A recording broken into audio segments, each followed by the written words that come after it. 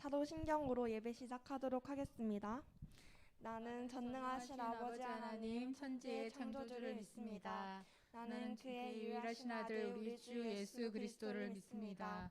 그는 성령으로 잉태되어 동정녀 마리아에게서 나시고 본디오 빌라도에게 고난을 받아 십자가에 못 박혀 죽으시고 장사된 지 사흘 만에 죽은 자 가운데서 다시 살아나셨으며 하늘에 오르시어 전능하신 아버지 하나님 우편에 앉아 계시다가 거기로부터 살아있는 자와 죽은 자를 심판하러 오십니다.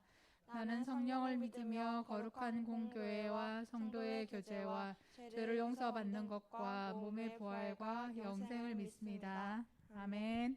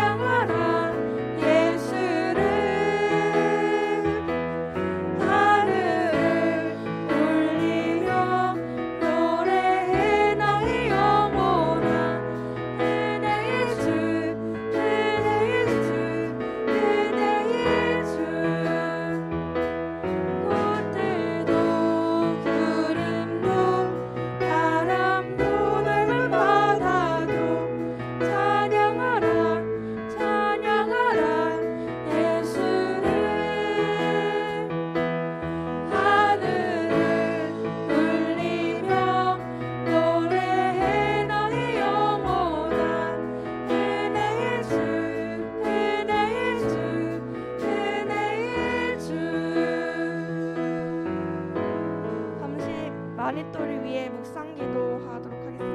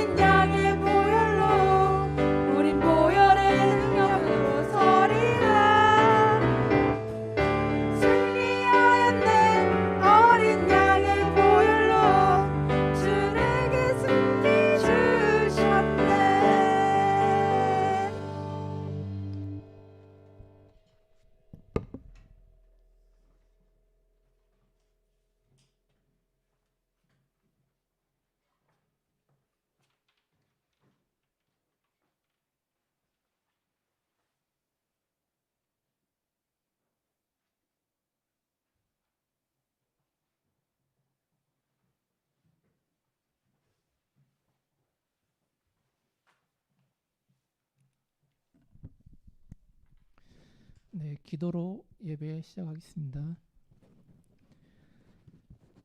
사랑과 은혜가 풍성하신 아버지 하나님, 오늘도 우리를 주님 앞으로 인도해 주신 이 발걸음에 감사를 드립니다. 우리가 이 자리에 모여 예수님께 예배를 드리고 찬양하는 이 순간이 왜 우리에게 필요한지 오늘 말씀을 통해서 이 말씀 속에 있는 이야기가 단순히 글이 아니라 우리의 삶 속에서도 일어날 수 있는 일일 줄 우리가 알게 하옵소서. 우리가 그래서 이 말씀을 붙잡고 우리의 삶 속에서 일어난 힘든 일이 있을 때 견뎌내며 앞으로 나아갈 수 있도록 힘을 주시옵소서. 이 말씀이 우리의 머리로만 스쳐 지나가지 않고 우리 마음속에 박혀서 주님을 붙잡을 수 있도록 함께하여 주시옵소서. 모든 영광 홀로 받으시옵고 예수 그리스도의 이름으로 기도드립니다. 아멘. 네, 오늘 말씀은 창세기 21장 1절에서 7절 말씀입니다.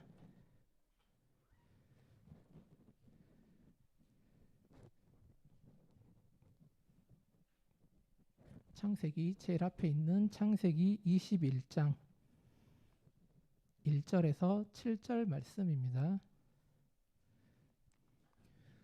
한 절씩 교독하시겠습니다. 제가 1절 읽고 여러분들이 2절 읽으면 됩니다. 여호와께서 말씀하신 대로 사라를 돌보셨고 여호와께서 말씀하신 대로 사라에게 행하셨으므로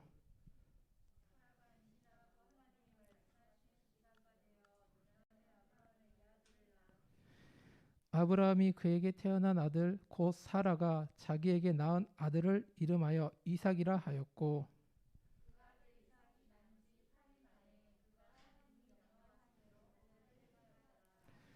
아브라함이 그의 아들 이삭이 그에게 태어날 때에 100세라.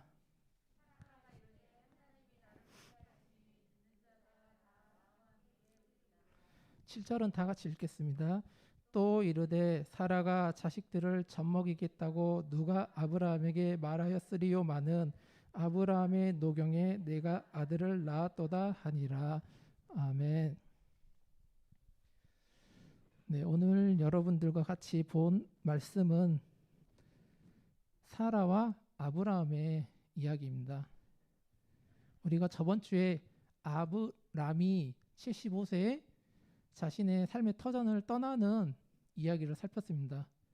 그리고 오늘 말씀은 그 아브람이 아브라함으로 이름을 새롭게 부여받고 그다음에 그 아브라함 삶 속에서 일어난 일을 이 본문 말씀에서 확인할 수 있습니다. 겉으로 드러난 부분으로 우리가 바로 파악할 수 있는 부분은 하나님이 사라를 통해서 이삭을 낳았고 아브라함은 할례를 행하였다. 그리고 사라는 기뻐하고 있습니다. 이 21장 1절에서 7절 말씀에 있는 말씀이고 여러분들이 눈에 봤을 때도 바로 들어오는 말씀입니다. 그렇다면 이 아브라함이 할례를 행하고 사라가 기뻐하는 일이 무슨 내용이고 지금 우리한테 무슨 이야기를 하고 있을까? 그래서 이 부분이 바로 와닿지 않는 이유는 우리는 만약 드라마로 치면은 1화 아브라함의 시작을 봤습니다. 그리고 오늘 말씀은 거의 10부작에서 7화, 8화 정도 됩니다. 그럼 중간에 우리가 스킵한 부분들이 있죠. 그렇기 때문에 이 내용이 무슨 내용인지 바로 와닿진 않아요. 모르고. 그냥 겉으로 드러난 부분은 아브라함이 할례를 행하였고 사라가 자식을 낳았다. 이 말씀을 그래서 더 본격적으로 파악하고 이 말씀이 우리한테 무슨 말을 하고 있는지 알고자 우리는 여러분들도 어떤 드라마나 내용을 다 못 봤을 때 짤로 많이 보잖아요. 그래서 우리가 그런 짤처럼 이 성경 말씀에서 어떠한 일이 있었는지 빠르게 몇 군데 한번 찾아보고 이 말씀이 오늘날 우리에게 무슨 이야기를 하고 있는지 파악해 보겠습니다.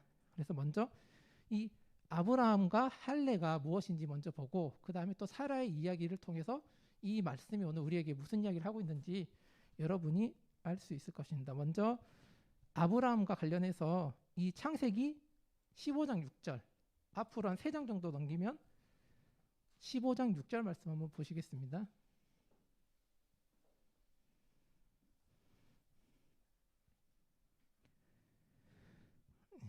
다 같이 읽겠습니다. 아브라함이 여호와를 믿으니 여호와께서 이를 그의 의로 여기시고, 이때까지만 해도 아브라함입니다. 아브라함이 아니라. 그리고 바로 옆에 16장 2절 사레가 아브라함에게 이르되 여호와께서 내 출산을 허락하지 아니하셨으니 원하건대 내 여종에게 들어가라. 내가 혹 그로 말미암아 자녀를 얻을까 하노라 하매 아브라함이 사레의 말을 들으니라. 또 아브라함과 관련해서 한 장 넘겨서 17장 5절 말씀 보겠습니다. 17장 5절 다 같이 보겠습니다. 이제 후로는 내 이름을 아브람이라 하지 아니하고 아브라함이라 하리니 이는 내가 너를 여러 민족의 아버지가 되게 함이니라. 그리고 그 17장의 9절 하나님이 또 아브라함에게 이르시되 그런즉 너는 내 언약을 지키고 내 후손도 대대로 지키라. 너희 중 남자는 다 할례를 받으라. 이것이 나와 너희와 너희 후손 사이에 지킬 내 언약이니라. 그리고 마지막으로 17장의 17절 다시 보겠습니다. 아브라함이 엎드려 웃으며 마음속으로 이르되 100세 된 사람이 어찌 자식을 낳을까? 사라는 90세니 어찌 출산을 하리요 하고. 오늘 21장 이 말씀에서 아브라함이 낳은 자식 이삭에게 할례를 행하기 전에 아브라함이 과거에 있었던 일입니다. 어떤 일이 있었냐? 애굽을 떠나서 아브라함이 여정을 통해서 하나님을 섬겼을 때 하나님이 그것을 의라고 보셨고, 그리고 16장 2절에 분명히 하나님을 섬기는 아브라함이 의롭다고 여겼는데 16장 2절에 보면은 아브라함은 사라의 말을 듣습니다. 보통 하나님이 우리는 저번에 들었듯이 하나님이 아브라함에게 약속을 하셨습니다. 너에게 자손을 주고 후손을 주고 창대케 하리라. 그런데 아브라함은 하나님을 섬기는 아브라함은 막상 자신에게 자식이 생기지 않았습니다. 10년 동안. 그러니까 부인 사라의 말을 통해서 여종과 결혼을 해서 그를 통해 자식을 낳았습니다.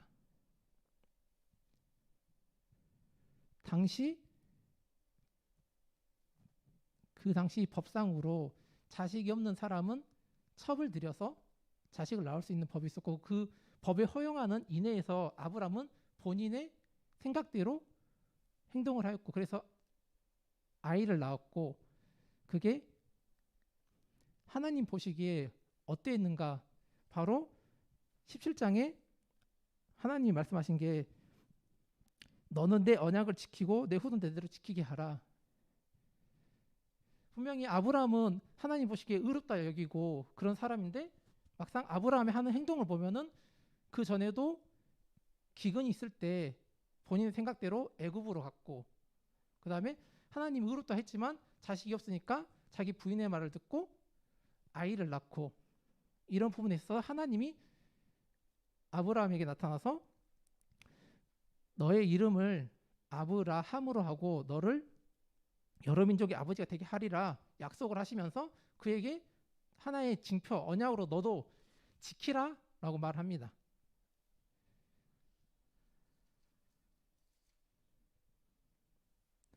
그런 아브라함이 우리가 봤을 때 믿음이 있는 것 같기도 하고 아닌 것 같기도 하는데 하나님이 약속합니다. 너에게 자식을 주겠다. 그때 아브라함의 태도는 17절에 아까 봤듯이 100세 된 사람, 하나님이 내년에 너한테 자식을 주겠다 했을 때 아브라함의 나이는 99세였습니다. 그게 그래서 아브라함은 태도는 어떻게 내가 자식을 가지고 내 와이프 아내는 이제 내년에 되면 90세인데 어떻게 아이를 가질까? 하나님 말에 신뢰를 하지 않죠. 왜 하나님 말씀에 순종하는 것 같으면서도 아브라함은 자신의 생각대로 행동을 합니다. 근데 그래서 오늘 21장 보면은 또 아이가 나오니까 할례를 합니다. 할례라는 게 여자분들은 이제 잘 모르지만 남자 친구들은 아마 알 수도 있는데 이제 보통 포경 수술과 비슷한데 이 당시 할례라는 게 그냥 하나님 말씀에 순종한다는 그 의미를 떠나서 이 시대 특히 2차 대전 이전까지 이 지구상에서 냉병기로 전쟁이 일어났을 때 죽은 사람보다 그로 인한 상처로 인한 세균, 균으로 죽은 사람들이 더 많습니다. 그렇다면 지금보다 더 의학 수준이 떨어졌던 그 시절에 자신의 신체를 베어내고 그것을 통해서 감내한다는 것은 단순히 말씀에 순종을 떠나서 하나의 목숨을 걸고 하는 행동이었습니다. 그래서 하나님께서 말씀하신 그 약속이 이루어졌을 때 아브라함은 믿지 않는 것 같으면서 또 행동은 합니다. 하나님의 말씀에 순종을 합니다.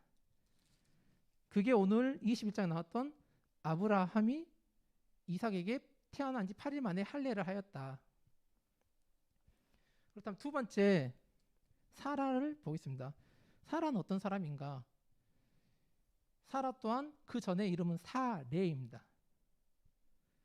사레는 아까 읽었듯이 본인한테 자식이 생기지 않자 아브라함에게 내 여종을 줄 테니 그와 동침을 해서 혹시 그를 통해서 아이가 나올 줄 모르니까 동침을 하라. 사례의 모습을 봤을 때는 그렇게 믿음이 있어 보이지 않습니다. 사례 또한 인간의 방법을 사용했기 때문에.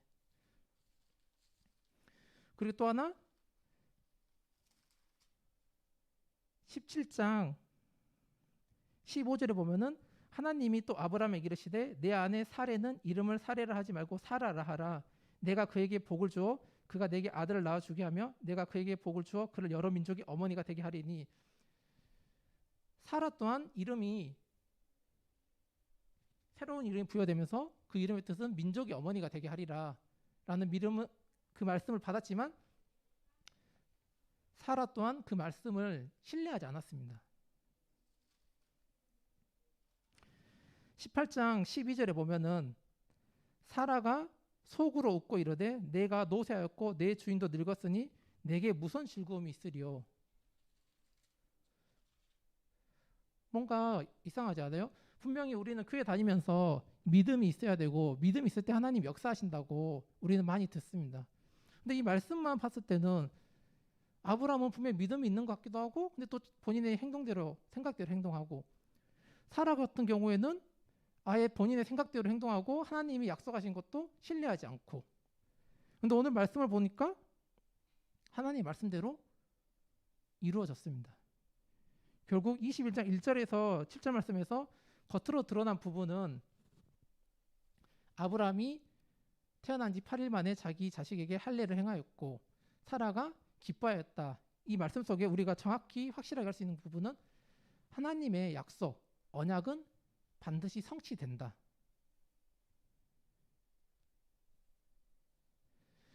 그 시간 속에서 삶 속에서 그들의 행동과 믿음과 상관없이 하나님의 언약은 약속은 성취되고 그 약속은 본인 내가 체험할 수 있고 체감할 수 있게 일어난다는 것입니다.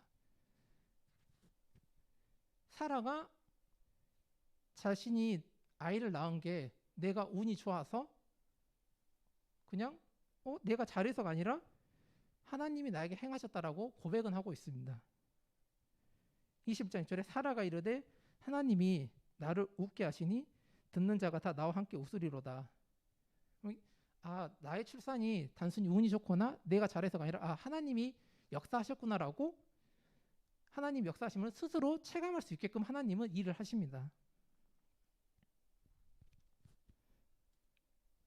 그런데 이 아브라함의 행동과 사라의 기쁨이 어디에서 시작됐나요? 시작은 하나님의 약속에서 시작됩니다. 아브라함을 찾아와서 너에게 떠나라, 내가 보여줄 땅으로 가라, 비전을 제시하고 그의 결핍을 채워주는 약속, 언약을 하십니다.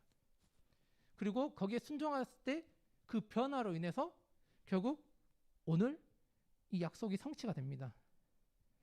근데 여기서 재밌는 점은 아무리 봐도 우리가 생각할 때 믿음이 좋아야지만 하나님 역사하신다는 거와 조금 다르게 하나님이 일을 하십니다. 왜 하나님이 이렇게 일을 하셨을까요? 믿음이 10만큼 있으면은 10만큼 역사하시고, 믿음이 100만큼 있으면은 100만큼 역사하시는 걸로 생각했는데, 왜 하나님은 이 사람의 행동과 그 다음에 믿음과 상관없이 하나님 이렇게 역사하셨을까요? 오늘 본문에서 나와 있듯이 사라는 하나님의 말을 그리 신뢰하지 않았습니다. 그런데 막상 하나님의 약속대로 이루어지자 하나님께 영광과 기쁨을 돌립니다. 이 말은 하나님은 이 성경 말씀, 텍스트, 글로만 존재하는 분이 아니라 우리 삶에서 역사하시는 분이라는 것을 보여주고 있습니다. 그렇다면 나의 믿음과 나의 노력과 상관없이 하나님이 일하신다면 굳이 우리가 뭐 열심히 할 필요도 없고 성실히 다니거나 믿음이 엄청 높아야 되지도 필요가 없다라고 생각할 수도 있습니다. 왜? 나의 노력과 믿음과 상관없이 하나님 일하시니까. 하지만 우리가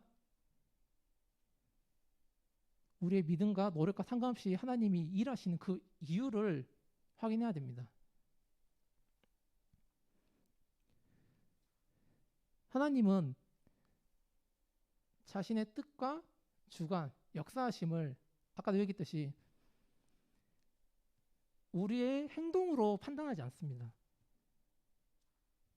왜? 여러분들이 단순히 지금 이 시간에 교회에 나와서 내가 나는 믿음이 없는 것 같아. 그럼 내 삶에 하나님의 역사가 없을까? 아닙니다. 여러분들이 체감할 수 있게끔, 아, 이게 하나님 역사하셨구나라고 체감할 수 있게끔 하나님이 일하신다는 것을 이 본문 말씀은 보여주고 있습니다. 그리고 또 우리가 그렇다면 하나님 말씀에 순종할 필요가 없냐? 순종해야 되는 이유는 우리가 처음에 아담과 하와, 노아의 이야기를 통해서 우리는 몇 가지 말씀을 배웠습니다. 왜 우리가 하나님 말씀에 순종해야 되냐? 우리가 아무것도 안 해도 하나님 역사하시지 않냐? 우리는 이미 아담을 통해서 사단이 우리와 적대적인 관계인 것을 확인했고, 그리고 우리는 우리의 개인의 힘으로 노력으로는 그 사탄과 싸워서 이길 수 없다는 것을 확인했습니다. 그리고 노아를 통해서 힘든 상황, 고난 속에서 주님이 우리의 방패가 되시고 견딜 수 있는 힘을 주신다는 것을 확인을 했습니다. 그래서 나의 믿음과 노력과 상관없이 하나님이 역사하시니까 우리는 가만히 있어야지, 순종 안 해도 되잖아가 아니라 순종하는 이유는 분명히 나와 있습니다. 여러분들이 아직 그냥 교회를 나가야 되니까 나가고 부모님이 가라고 하니까 가고 그럴 수 있습니다. 왜? 우리는 이제 시작 단계에 있으니까. 하지만 이 말씀을 통해서 우리는 확인할 수 있습니다. 아브라함이 75세에 떠나서 100세에 그의 삶 속에서 기쁨이 생겼고 하나님의 약속이 성취된 것처럼 지금 우리는 이제 시작 단계에서 조금씩 나아가고 있습니다. 하지만 우리가 이 하나님 말씀을 때때로 순종하지 않고 나만의 방식으로 살 수도 있고 그 안에서 또 하나님 말씀에 순종할 수도 있습니다. 단 하나, 우리가 주님의 곁을, 예수님의 곁을 떠나지 않는다면 하나님께서는, 예수님은 반드시 내 삶 속에서 역사하셔서 아, 하나님이 살아계시는구나, 예수님이 나를 지켜보시는구나, 예수님이 나를 도와주시는구나 라고 내가 체감할 수 있게 역사하십니다. 그게 오늘 우리 이 본문 말씀에서 보여주고 있는 내용입니다.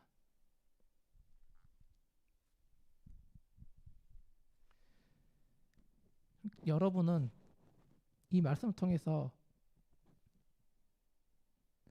꼭 하나 기억하셔야 될 거는 하나님의 약속은 우리 인간들과 약속과 다르게 밥 한번 먹자, 언젠가 한번 보자 라고 흐지부지 되는 게 아니라 반드시 이루어진다는 거. 이 사실을 붙잡고 우리가 앞으로 살아가시기 바랍니다. 그렇다면은 내가 힘들 때도 다른 세상 사람들은 힘들면 좌절하고 그냥 멍하니 있을 수밖에 없지만 우리는 힘들 때 찾을 수 있는 분이 있다는 거. 내 뒤에 하나님, 예수님 백이 있다는 거.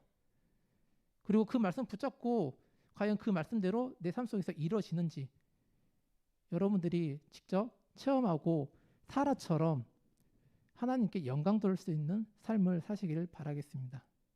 네, 마치겠습니다.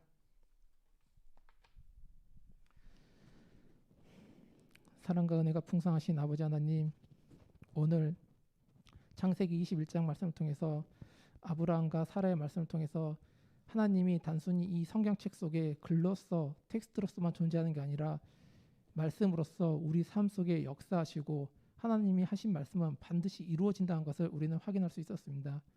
단순히 들었기 때문에 이루어진다는 게 아니라 이 약속은 반드시 이루어진다는 것을 우리가 믿고 우리가 힘들 때 이 말씀을 붙잡고 하나님께 엎드려서 기도하면서 응답받으면서 주님께 영광을 돌릴 수 있는 삶을 살 수 있도록 하나님께서 함께해 주시고 우리 친구들에게 은혜를 베풀어 주시옵소서. 모든 영광 홀로 받으시옵고 예수 그리스도의 이름으로 기도드립니다. 아멘.